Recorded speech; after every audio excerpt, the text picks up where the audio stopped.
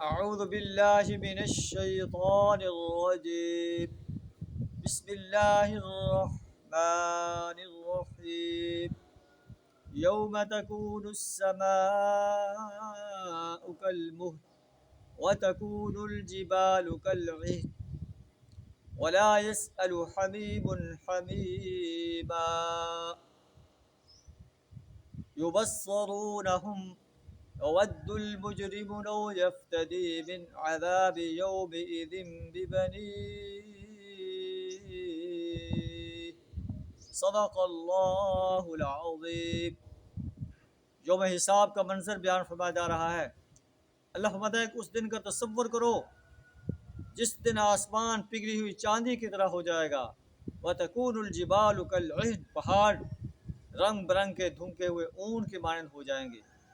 وَلَا يَسْأَلُ حَبِيبٌ حَبِيبًا، کوئی جگری دوست اپنے جگری دوست کو نہ پوچھے گا، حالانکہ وہ ایک دوسرے کو دکھائے جائیں گے. یبصرون یود المجرم لو یفتدی من عذاب یومئذ ببنیہ، مجرم انسان تمنا کرے گا اس دن کے عذاب سے بچنے کے لیے اپنی اولاد کو، وصاحبتہ واخیہ، اپنی بیوی کو اپنے بھائی کو، وفصیلتہ التی تؤویہ، اپنے قریب ترین خاندان کو جو اسے پناہ دینے والا تھا.